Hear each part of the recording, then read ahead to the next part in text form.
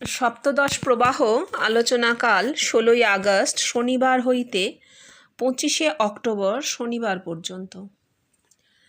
যে দেশে বলছে শৃণ্বন্তু বিশ্বে অমৃতস্য পুত্রা, যে দেশে বলছে তত্ত্বমসি শ্বেতকেতু, যে দেশে বলছে অহং ব্রহ্মাস্মি, সেই দেশেতে মানুষের জন্য কি বিধান দেওয়া হলো?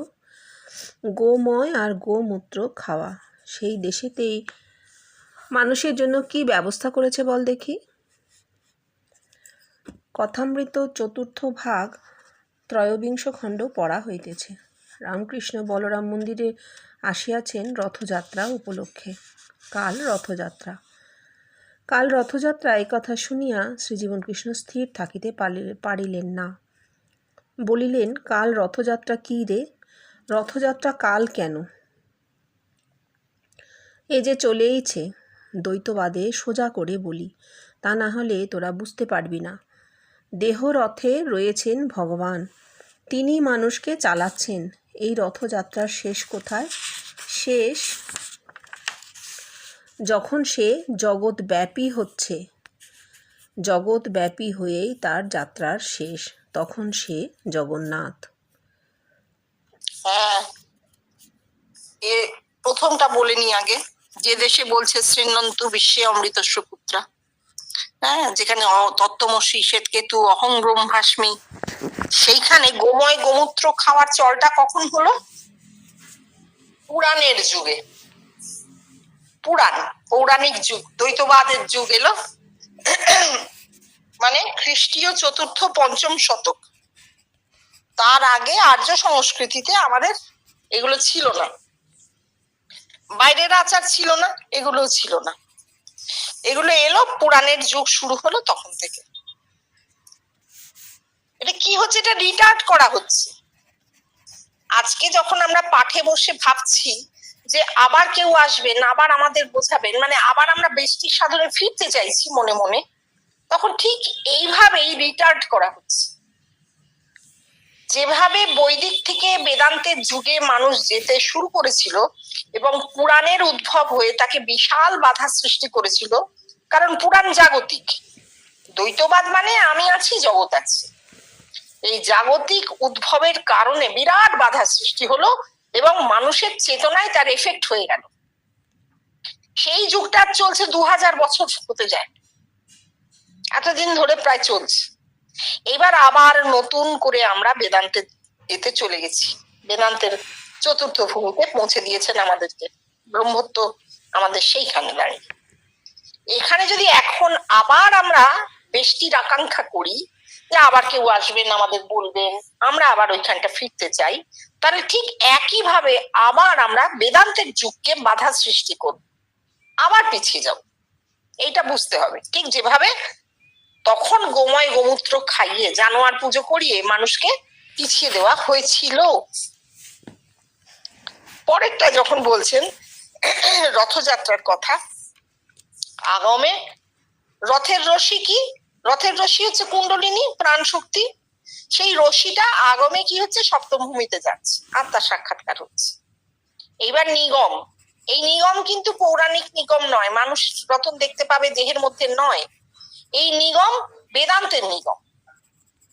জড় সমাধি বীজবৎ, সেই বীজ স্বপ্নবৎ, জগৎ ব্যাপীতে এই নিগমের শেষ। উল্টো রথ কখন? যখন নামছে কুণ্ডলিনী বা প্রাণ শক্তি সংকলিত হয়ে গেল, আত্মায় সংকলিত হয়ে গেল, এরপর দেহের সাধন নেই, আত্মার সাধন। সেই আত্মার সাধনে যখন জগৎব্যাপী হয়ে যাওয়া হচ্ছে, প্রাণ শক্তি জগৎব্যাপী হয়ে যাচ্ছে, তখন নিগম, তখন তার পূর্ণত্ব। জগৎ জুড়ে না হলে পূর্ণত্ব নেই, এইটা তিনি বলছেন। তখন সে জগন্নাথ। কে জগন্নাথ? যার দেহে এই অবস্থাটি হয়েছে, যার মাধ্যমে সমস্ত জগৎময় হয়ে গিয়েছে জিনিসটা, তিনি জগন্নাথ পদবী পাচ্ছেন। এবার এটা ধীরে ধীরে আবার চলে যাবে, এই যুগটাও শেষ হয়ে যাবে, কারণ সে মানুষটা থাকছেন না, কোনো মানুষই শাশ্বত চিরস্থায়ী নয়। তিনি চলে যাচ্ছেন, সরে যাচ্ছেন, নামরূপ চলে যাচ্ছে, তখন আবার নতুন যুগ আসছে।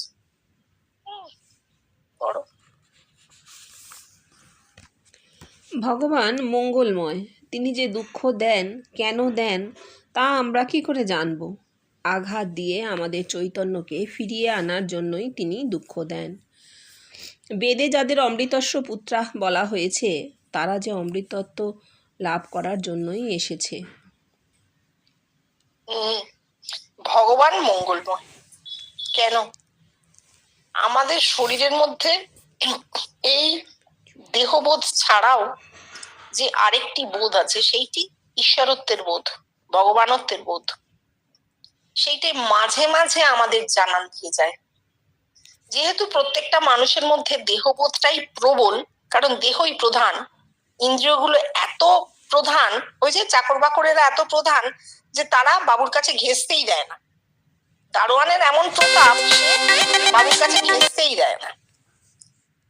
ইন্দ্রিয়গুলো এত প্রতাপ তাদের, তারা এই দেহবোধ ছাপিয়ে আমাদের মধ্যে যে অনন্ত সত্তাটি আছে, ভগবানত্ব আছে, তার কাছে বোধকে যেতেই দেয় না। কিন্তু গেলে যদি কেউ পৌঁছন, তিনি জানেন যে কত মঙ্গলময় সত্তা সেটি। যেহেতু দেহবোধ জগৎবোধ কিছু থাকছে না, একটি বিশুদ্ধ বোধ থাকছে, সেই বিশুদ্ধ বোধটি আমাদের মঙ্গলময় সত্তা, এইটা জানা হয়। এবার বলছেন যে জাগতিক দুঃখ টুক্ষ যেগুলো আমরা ভাবি, হ্যাঁ দুঃখ বেদনা যন্ত্রণা এসব তো পাই, এতে কি হয় জানো, মানুষটা অন্তর্মুখ হয়ে যায়। খুব আনন্দ হাসি খুশি, মানুষ অনেক লোকের সঙ্গে মিলতে মিশতে চায়। উৎসবের প্রাঙ্গণে একটা মানুষ খুব আনন্দে থাকে, খুশি থাকে, সবার সঙ্গে হাসছে, কথা বলছে, জড়িয়ে ধরছে, যেন মানুষের মধ্যে মিলিয়ে বিলিয়ে যেতে চায়। কিন্তু যখন সে কোনো শোক পায়, দুঃখ পায়, তখন সে ঘরের আগল বন্ধ করে নিজে একা নির্জনে বসে থাকে, কথা বলে না, খায় না, দায় না, অর্থাৎ অন্তর্মুখ হয়ে যায়। এই অন্তর্মুখ হয়ে গেলে, মন এতটা অন্তর্মুখ হয়ে গেলে, এতটা নির্জন হয়ে গেলে, তখন মঙ্গলময় সত্তাকে বা ওই ভগবানত্বকে বোধ করা যায়। মানুষ তো অমৃতত্ব লাভ করার জন্যই এসেছে, সেইটা একমাত্র ভগবান জানেন, ভেতরে রয়েছেন তিনি জানেন। এবার কাকে কিভাবে সেখানে নিয়ে যাবেন, সেই বোধে একটা মানুষ কিভাবে পৌঁছবে, সেটা তার ভেতরে নির্গুণ যেভাবে ক্রিয়া করবে ঠিক সেইভাবে হবে। তুমি আমাকে বলে দিলে হবে না, আমি তোমাকে বলে দিলে হবে না, কেউ কাউকে বাইরে থেকে বলে দিলে হবে না। প্রত্যেকটা মানুষের মধ্যে যে নির্গুণ ক্রিয়াশীল আছে, সেই নির্গুণ সত্তা তাকে ওইখানে নিয়ে যাবে। কোন পথ, কিভাবে, কোন ব্যথা বেদনার পথে নাকি আনন্দের পথে, তা কেউ বলে দিতে পারে না।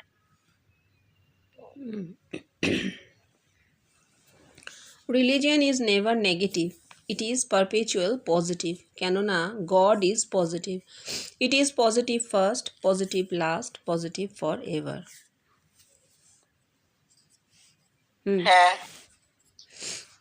ধর্ম ইতিবাচক, ধর্মের নেতি কিছু নেই, নেগেটিভ কিছু নেই, থাকতে পারে না। তার কারণ আমাদের এক্সিস্টেন্সটাই তো ইতিবাচক, অস্তিবাচক, অস্তি থেকেই তো অস্তিত্ব। আমি নেই এই কথাটা বলবার জন্য তো আমাকে লাগে, আমার মনটা লাগে, আমার বুদ্ধিটা লাগে, আমার মুখটা লাগে, তাই না? মানুষ যে বলবে যে আমি নেই, তার জন্য তো সেই মানুষটাকে বলতে হবে কথাটা, সে মানুষটা আছে। তাহলে সে তার অস্তিত্বে দাঁড়িয়ে কিভাবে বলছে আমি নেই? বলা যায় না, বলা যায় না। সে তার অস্তিত্ব দিয়ে তার নিরস্তিত্বকে প্রমাণ করছে, বলতে চাইছে, যেটা সোনার পাথর ঘাটি হয় না। অস্তিত্ব মানেই আছে অস্তি, নাস্তি নেই, নেই বলে কিছু নেই। জীবন কৃষ্ণ বলছেন শূন্য যে বলা হয়, শূন্যও আসলে পজিটিভ, ইটারনালি পজিটিভ। শূন্য থেকেই পরপর প্রকাশিত হচ্ছে, প্রতিটি দিন শূন্য থেকে নামছে। অর্থাৎ যাকে আমরা নির্গুণ বলছি তাকেই জীবন কৃষ্ণ শূন্যও বলেছেন। বলছেন positive first, positive last, positive forever, মানে শাশ্বত অস্তিত্ব, শাশ্বত অস্তিত্ব, কোনোখানে না নেই। এবার কোনো জিনিস যদি চোখের সামনে থেকে সরে যায়, আমরা বলি তার তো নেই। যেমন আমরা আমাদের মা বাবার কথাই বলি, তার তো নেই, বাবা মা ছিলেন আর নেই, না, অস্তিত্ব কোনো চলে যেতে পারে না। অস্তিত্ব চৈতন্যে লীন হয়ে গেছে, দেহটা ভেঙে গিয়ে অস্তিত্ব চৈতন্যে লীন হয়ে গেছে। তুমি বলবে দেহটা তো ভেঙে গেছে, দেহ ভেঙে পঞ্চভূতে লীন হয়ে গেছে, কোনো কিছুই তো কোথাও যায় না।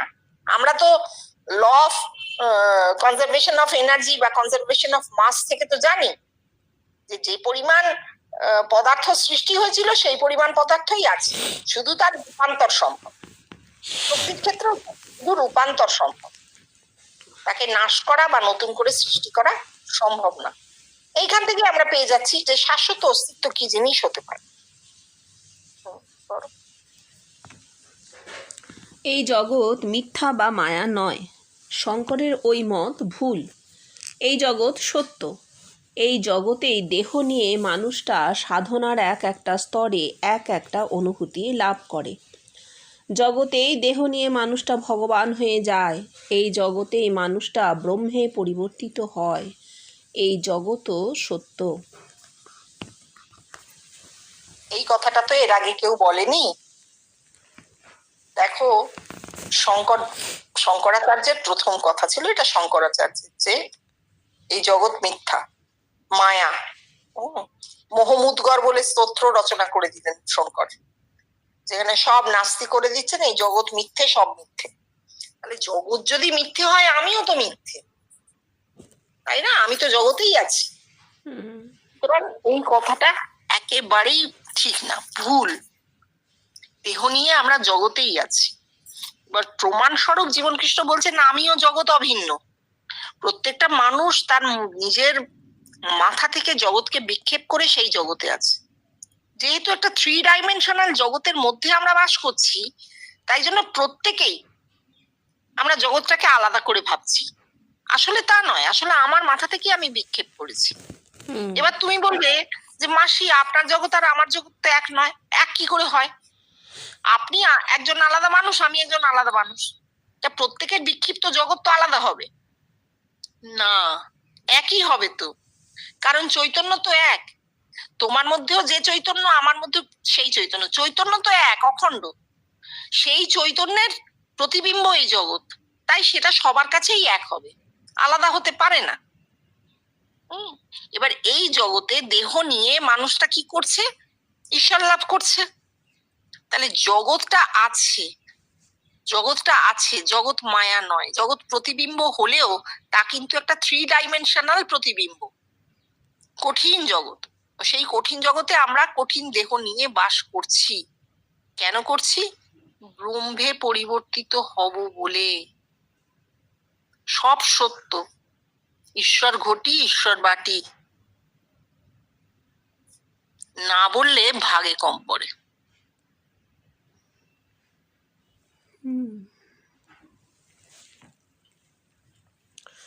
ওই যে গানে আছে, কালীর ভক্ত জীবন মুক্ত নিত্যানন্দ। বল দেখি, মানুষটা কখন কালীর ভক্ত হয়? কালীর ভক্ত কে? তোদেরকে বলেছি, কালী মানে এই দেহ।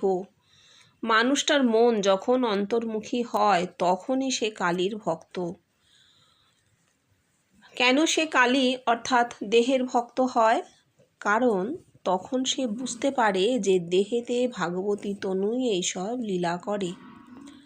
আর দ্বিতীয় কারণ হচ্ছে যে সে বুঝতে পারে তার দেহেতেই তো সব। তোরা কালীর ভক্ত কখন হয়েছিস? যখন তোরা আমাকে দেখেছিস। আপনা থেকে যদি হয় তবেই হয়, আরোপ করলে কিছু হয় না। ঠাকুর মা কালীকে আরোপ করেছিলেন, কেমন না? কিন্তু ঠাকুর 11 বছর বয়সে জ্যোতি দর্শন করেছিলেন। সেই জ্যোতি দর্শনের পর তার মা কালী আরোপ করা হয়েছিল। শুধু মা কালী আরোপ করলেই যদি হতো, তবে বাংলাদেশে তো কালী মন্দিরের অভাব নেই, যেখানে পুরোহিতেরাও নিত্য পূজা করে। কিন্তু আর একজন রামকৃষ্ণ হলো না কেন? ঠাকুর বলছেন, কালী কালো কেন? দূরে বলে। ও হচ্ছে ধ্যানের কথা। আমি ও কথা বলি না। আমি বলি কালী মানে দেহ। সে কালো কেন? এই দেহের যে কি অনন্ত শক্তি আছে তা আমরা জানি না, তাই কালো। কালীর ভক্ত মন অন্তর্মুখী হয়ে গেছে, দেহের ভক্ত। এই কথাটা উনি ওর কাছে যারা যেতেন তাদের উদ্দেশ্যে বলছেন। আমরা যতই সমালোচনা করি না কেন, একটা জিনিস বুঝতে হবে যে দিনের পর দিন, বছরের পর বছর কিছু কিছু মানুষ নিত্য তার ঘরে গেছেন, দিন বাদ যায়নি। হ্যাঁ, রোদ বৃষ্টি ঝড় দুর্যোগ সমস্ত উপেক্ষা করে পায়ে হেঁটে, দরকার পড়লে মাইলের পর মাইল পায়ে হেঁটে, দূর থেকে বৃদ্ধ মানুষ ট্রেনে করে তার ঘরে পৌঁছে গেছে। কেন? কিসের আকর্ষণে? ওই মন অন্তর্মুখী হয়েছে, দেহের মধ্যে ঢুকে গেছে, তাই জন্যে জগতের অন্য কোনো বস্তুতে আকর্ষণ অনুভব করছেন না। দেহেতে দেখেছেন একে, তাই এর প্রতি তারা আকর্ষণ বোধ করছেন এবং সেইখানে গিয়ে জড়ো হচ্ছেন। বলছেন যখন তোরা আমাকে দেখেছিস, এই দেখেছেন ভেতরে প্রত্যেকে, এবং দেখে আকর্ষণ অনুভব করছেন, দেহে দেখেছেন, সেই আকর্ষণে দিনের পর দিন তারা অবিচ্ছিন্ন ভাবে তার ঘরে গেছেন। কেউ যদি বলে যেটা নিষ্ঠা ভক্তি অমুক তসুক, এগুলো বাজে কথা হবে, কারণ তারা নিজেরাও জানতেন না কেন যাচ্ছেন। কেউ আটকে রাখতে পারতো না। কেউ বাড়িতে অন্য কথা বললে, আত্মীয় স্বজন আসবে আজকে যেও না বললে কেউ শুনতেন না, না যেতেই হবে। এটা আকর্ষণ। এই আকর্ষণটা কখন হয়েছে? যখন তাদের মন অন্তর্মুখ হয়েছে। কখন অন্তর্মুখ হয়েছে? যখন দেহের মধ্যে তারা জীবন কৃষ্ণকে দেখেছেন। এবার এটা আপনা থেকে হয়েছে। বাইরে থেকে কেউ জীবন কৃষ্ণের ফটো দেখাবেন আকর্ষণ হবে, তা কিন্তু হবে না, একদম পরিষ্কার। এবার ঠাকুর 11 বছর বয়সে জ্যোতি দর্শন করেছিলেন, তারপর মা কালী আরোপ করা হয়েছিল। যদি শুধু কালীকে আরোপ করতেন তাহলে তো হতো না, বাইরে থেকে শুধু কালী মূর্তি দেখে হতো না তো। তার ওই 11 বছর বয়সে জ্যোতি দর্শন করে সমাধি, সেইটাই আত্মার বরণ করা, ওইটাই মূল কথা। নিরাকারে আত্মা তাকে বরণ করেছিলেন। তারপর ঠাকুরের যা কিছু সাধন ভজন যা হচ্ছে সেগুলো পরবর্তী কথা, এবং সেটা হতোই। ঠাকুর বলছেন আমার যা কিছু নজিরের জন্য, জগতের নজির রাখা হচ্ছে। কিসের নজির? যে দেখো আমি 64 খানা তন্ত্রের সাধন করেছি, তোমরা পারবে? একটা লোকের পক্ষে সম্ভব? অসম্ভব। দেখো আমি এত সাধন করেছি, আমার এই এই অনুভূতি, তোমাদের হবে কারোর? অসম্ভব। এইটা হচ্ছে নজির, আপনা থেকে হওয়ার নজির। সেই যে 11 বছর বয়সে আত্মা বরণ করেছেন, তার ফলেই আপনা থেকেই এত এত সাধন ফুটেছে। বলছেন লাউ কুমড়োর আগে ফল পরে ফুল, অর্থাৎ ফল তার হয়েই গেছে লাভ, তার ফল লাভ আগেই হয়ে গেছে। ফুল কি? ফুল হচ্ছে শোভা, গাছের শোভা। জগৎকে ফুল সৌন্দর্য উপহার দেয়, শোভা উপহার দেয়। ঠাকুরের সাধন জগতের কাছে শোভা, ফুল। জগৎ দেখছে এই মানুষটার দেহে এত সাধন, শোভা। আসলে ফল ঠাকুর আগেই পেয়ে গেছে। এইবার সেটা যদি না হতো তাহলে ঠাকুর এটা বলতে পারতেন না যে কালী কালো কেন। অর্থাৎ দেহের মধ্যেই অনন্ত, কালী হচ্ছে নির্গুণা, অনন্ত শক্তির আধার, অনন্ত রয়েছে এই দেহে, কিন্তু মানুষ তাকে জানতে পারে না। দূরে তাই কালো, দূরে তাই কালো, কাছে এলে কোনো রং নাই, নির্গুণের রং নেই। আর দূরে কালো কেন? কালো অন্ধকার, আলোর অভাব, জ্ঞানের অভাব, জানা যাচ্ছে না, তাই কালো। আমি জানি না আমার দেহে কি আছে, তাই আমার কাছে দেহটা কালো, কালী। এটা ঠাকুর বলতেই পারতেন না যদি তিনি ও জিনিসটা না বুঝতেন। তারপর পড়ো। আমার ব্রহ্মময়ী কে জানিস? তোরা কল্পনাও করতে পারবি না, অভাবনীয়। আমার ব্রহ্মময়ী আনন্দ। শ্রী আনন্দ মোহন ঘোষ নামে এক নিত্য সঙ্গী যুবক রোজ সকালে ব্রহ্মময়ী ব্রহ্মময়ী বলতে বলতে যখন কপালে হাত ঠেকায়, তখন দেখি আনন্দকে। অর্থাৎ স্ত্রী পুরুষ ভেদ বোধ নেই কিনা। তাহলে এই যে বলছেন না আনন্দ, আনন্দ একটি ছেলে, ছোকরা, তার কাছে যেতেন। আর দ্বিতীয় আনন্দ ছিল না, তার ঘরে একই নামের 2-3 জন ছিলেন, কিন্তু আনন্দ একজনই ছিলেন। অথচ আনন্দ যে খুব আনকমন নাম তা নয়, অনেকেরই নাম ছিল আনন্দমোহন ঘোষ। আনন্দমোহন ঘোষ রাখাল মহারাজের বাবার নাম ছিল, জানো তো, আনন্দমোহন ঘোষ। আর এই আনন্দ, হ্যাঁ, এই আনন্দকে উনি দেখছেন। ব্রহ্মময়ী কে জানিস? কল্পনাও করতে পারবি না। রোজ সকালে যেই তিনি ব্রহ্মময় ব্রহ্মময় বলে কপালে হাত ঠেকাচ্ছেন, দেখছেন কাকে? আনন্দকে। আচ্ছা, একজন পুরুষকে দেখছেন তো, বলছেন মুখে ব্রহ্মময়। দেহটা সম্পূর্ণরূপে পুরুষে পরিবর্তিত হয়ে গেছে। পুরুষ মানুষের দেহও কিন্তু প্রকৃতি। একমাত্র জীবন কৃষ্ণ, এটা একটা অনেক বড় ব্যাপার। একমাত্র জীবন কৃষ্ণ যেহেতু তিনি দেহবান ব্রহ্ম, তাই তার দেহটা সম্পূর্ণরূপে পুরুষে পরিবর্তিত হয়ে গেছে। কখন হয়েছে?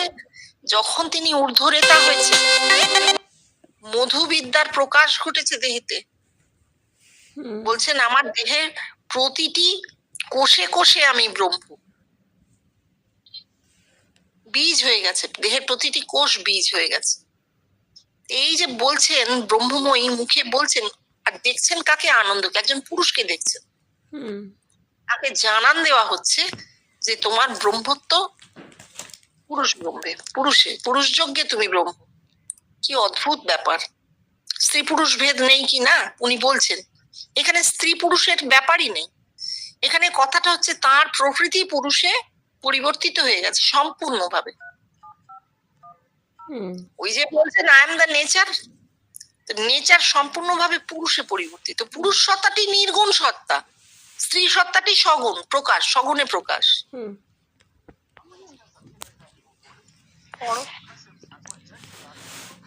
ভগবান কি বুদ্ধ তা জানতেন না। আর ঠাকুর বলছেন, মায়েরই বলছি, ভগবানকে দেখেছি। বুদ্ধ ভগবানকে অস্বীকার করেছিলেন। কেন? তার ভগবান দর্শন হয়নি তাই। ভগবান দর্শন হলে তিনি আর অস্বীকার করতে পারতেন না। আবার দেখ, ঠাকুর বলছেন ভগবান দর্শনের পর তাঁর আদেশ পাওয়া যায়, তবে প্রচার। বুদ্ধ যে এত প্রচার করে বেড়ালেন, সে তাহলে কি প্রচার?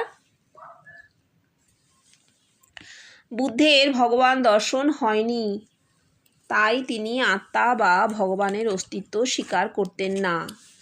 ভগবানের অস্তিত্ব অস্বীকার করে তিনি কি ধর্ম প্রচার করলেন? আজ এ কথা প্রশ্ন করবার সময় এসেছে যে তিনি জগতের কল্যাণ করলেন না অকল্যাণ করলেন। সত্য স্বয়ং প্রকাশ। যে ভারতবর্ষ বুদ্ধের জন্মভূমি, সেই ভারতবর্ষ থেকেই বৌদ্ধ ধর্ম উঠে গেল। একদিন সকালে শোনা গিয়েছিল সমস্ত এশিয়া খণ্ড বলছে বুদ্ধং শরণং গচ্ছামি, ধর্মং শরণং গচ্ছামি, সংঘং শরণং গচ্ছামি। সেই বৌদ্ধ ধর্ম গেল কোথায়? হ্যাঁ, এই যে বলছেন ভগবান কি, বুদ্ধ তা জানতেন না। তাহলে বুদ্ধ জানতেন কি? বুদ্ধ কিন্তু উপনিষদের মতে ধ্যান করে ধ্যান সিদ্ধ হয়েছিলেন। জীবন কৃষ্ণ নিজেও ওই যে জ্ঞান নেত্র দুটি চক্র এক হয়ে গেল, সেখানে যে ইনসিগনিয়া অফ নলেজ যোগমূর্তি দেখেছিলেন, সেইটি বুদ্ধ মূর্তি। অর্থাৎ সপ্তম ভূমির দ্বারদেশ পর্যন্ত বুদ্ধ পৌঁছেছিলেন। কি করে? সাধনা করে।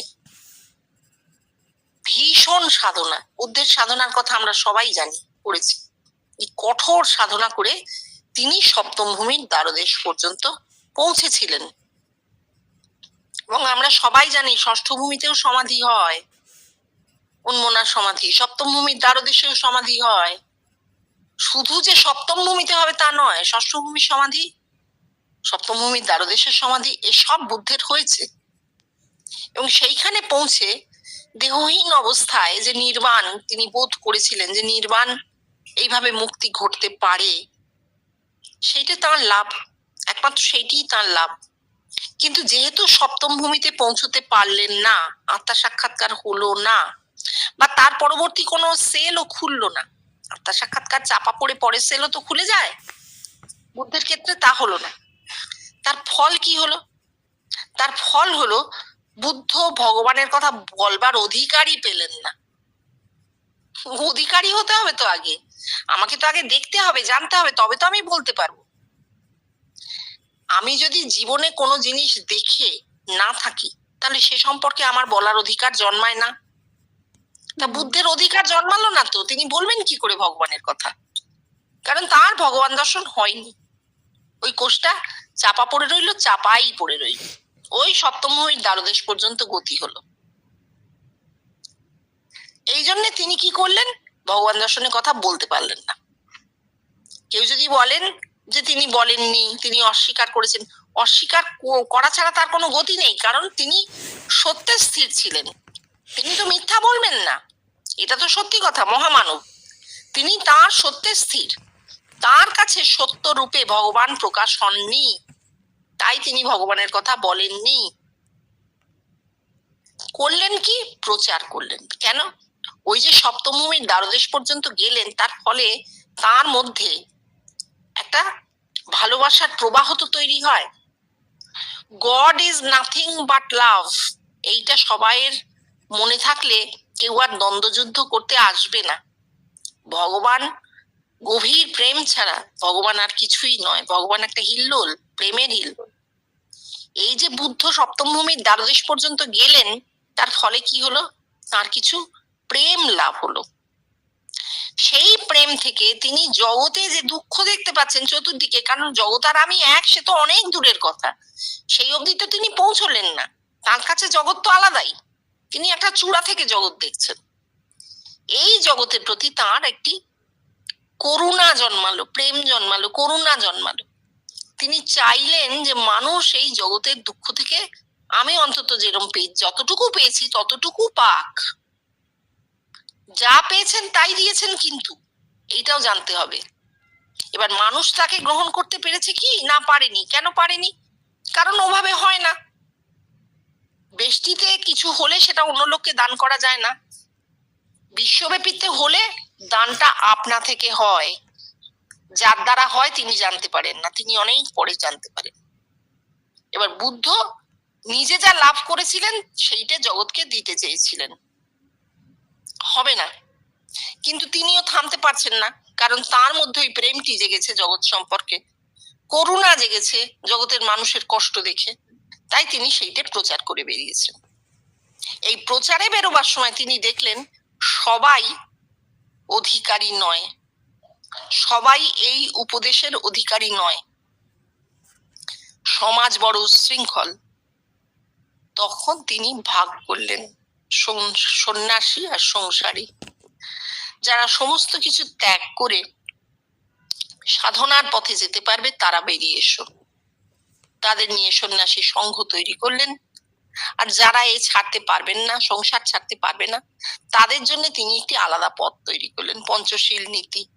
তোমরা এই নীতি অনুসরণ করো, তোমরা সুন্দর জীবন যাপন করো, নৈতিক ভাবে তোমরা উচ্চ হও। কেননা বুদ্ধের ধারণা ছিল যে যদি কারোর নীতিগত সমস্যা থেকে থাকে, যদি কেউ দুর্নীতি পরায়ণ হয়, তাহলে তার দ্বারা ধর্ম হবে না। কত রকমের খণ্ড করেছেন, কত রকমের ভাগ ভেদ করে গেছেন তো, কিন্তু তিনি চেয়েছিলেন জগতের কল্যাণ করতে, হলো না। জগতের কল্যাণ আপনা থেকে হয়, কোনো মানুষ করতে পারে না। খুব সুন্দর।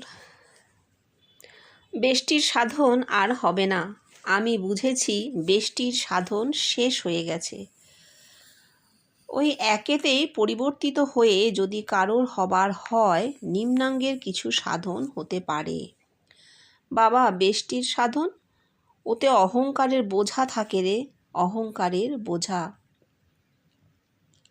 আর ওতে ভুল থাকে, অজস্র ভুল। দেহের এমনই গুণ যে ওতে ভুল গজিয়ে ওঠে। দেখ না। আচ্ছা দেখো, এইটুকু বলি, এই কথা কটি রেকর্ড হচ্ছে, দেখো এই হচ্ছে দৈব।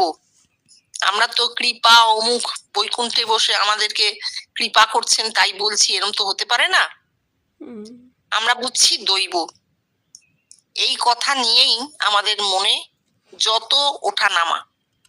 বেষ্টির সাধন আবার হবে কিনা, আবার কেউ আসবে কিনা, স্পষ্ট উনি বলে যাচ্ছেন যে হবে না, হতেই পারে না, শেষ হয়ে গেছে। একেতে পরিবর্তিত হয়ে যদি কারো কিছু নিম্নাঙ্গের সাধন হয়, মানে সাধারণ মানুষের কিছু অনুভূতি হতে পারে, বিচ্ছিন্ন অনুভূতি হতে পারে বেষ্টির, দেহের মানে দেহের সাধনের বিচ্ছিন্ন কিছু অনুভূতি হতে পারে আগমের, ধারাবাহিকভাবে বেষ্টির সাধন হবে, এসব আর হবে না। কেন হবে না? অহংকারের বোঝা। অহংকারের বোঝা যে তার প্রমাণ কি? উনি বলছেন, দেখ বাবা, ঠাকুর আমাকে বলেছেন ভগবান দর্শনের কথা যখনই বলবি যে ঠাকুর আমায় কৃপা করে ভগবান দর্শন করিয়েছেন, বেড়া দিয়ে রাখছেন যাতে দেহে অহংকার না জন্মায়। তার মতন মানুষ এই কথা বলছেন।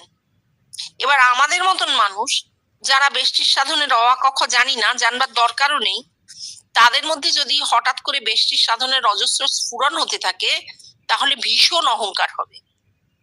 মনে হবে আমার একার হচ্ছে, আমার কুণ্ডলিনী জেগেছে, আমার প্রতীকে আত্মার সাক্ষাৎকার হয়েছে, আমার প্রতীকে অবতারত্ব হয়েছে।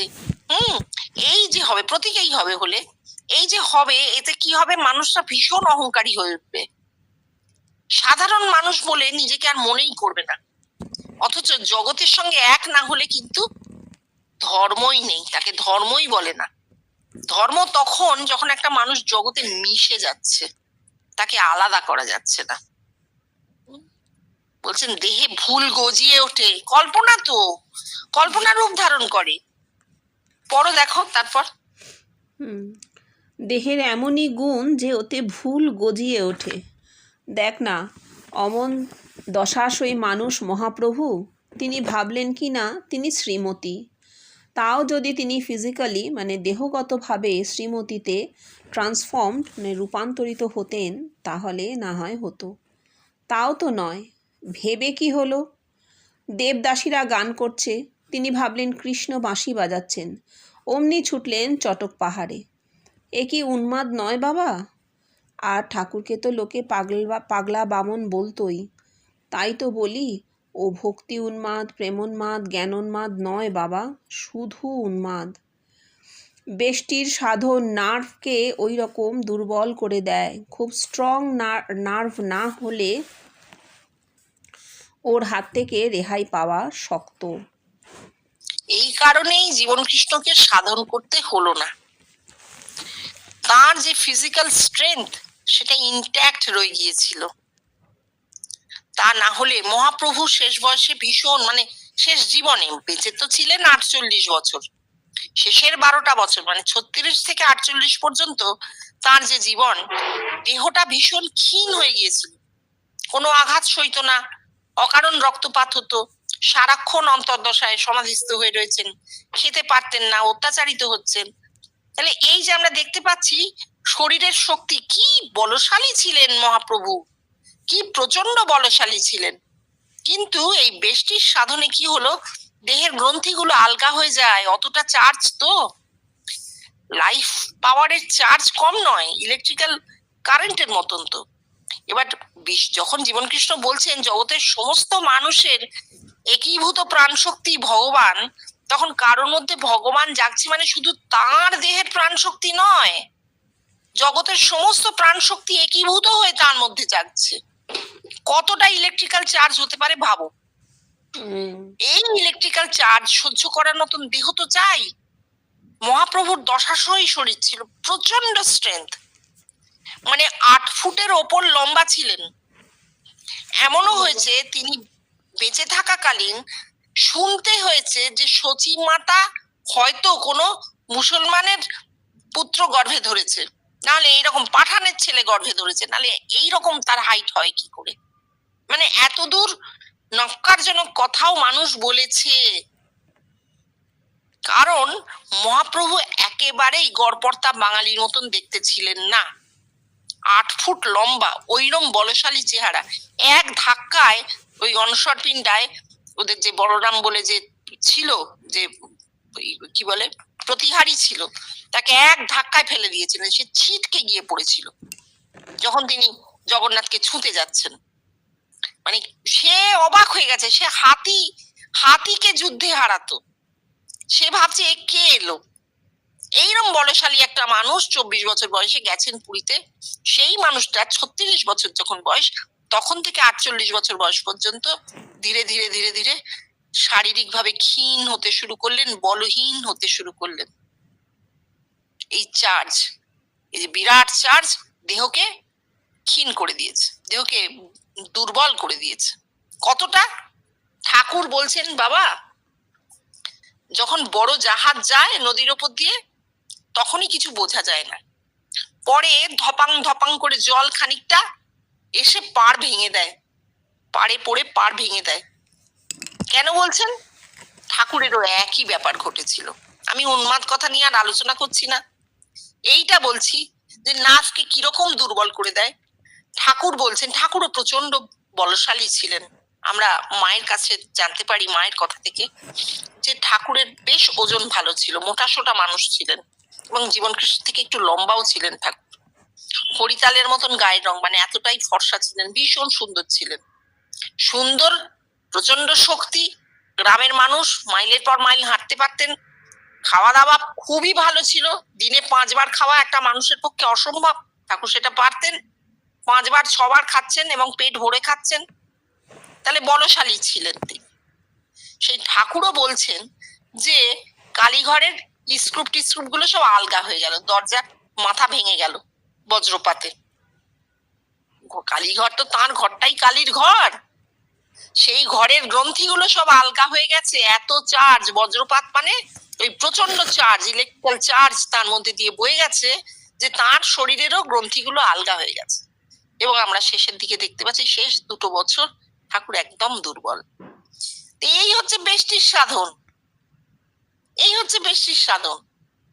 আর জীবন কৃষ্ণের কথা যদি বলো, জীবন কৃষ্ণ কোনো সাধনই করেননি, তিনি কি করেছেন? ফলগুলো পেয়েছেন।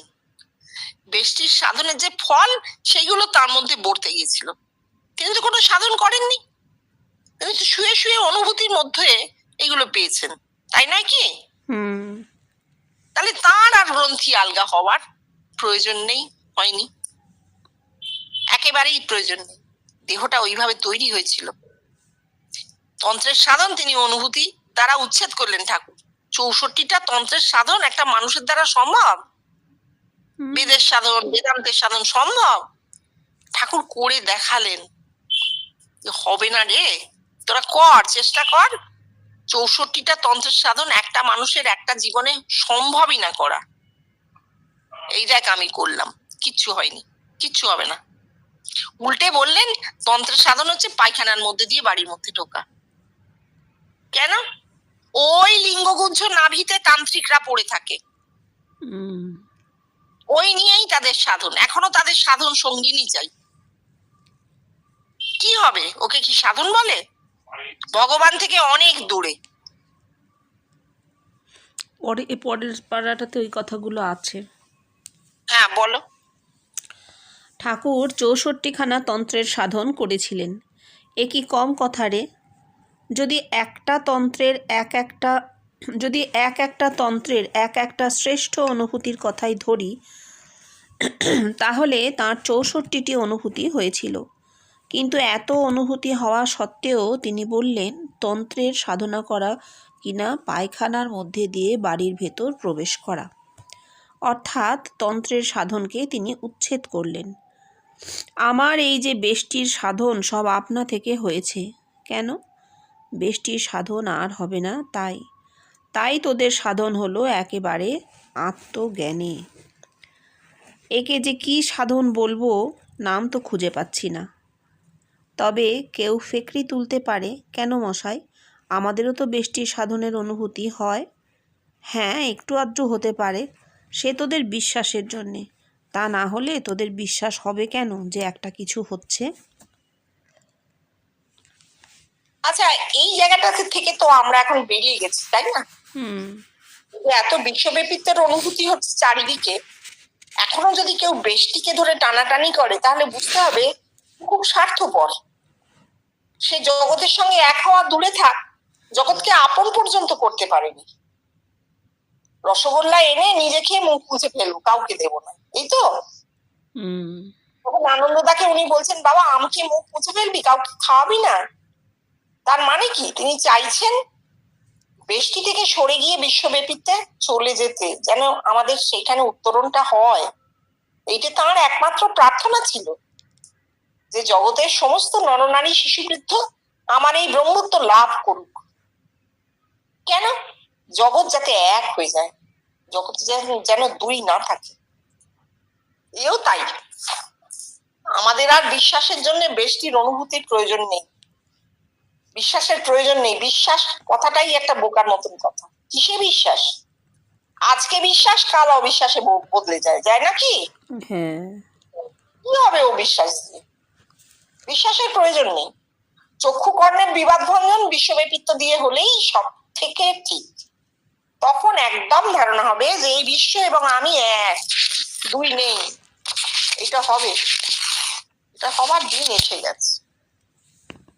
আচ্ছা, টুকুন আজকে এই অবধি থাক।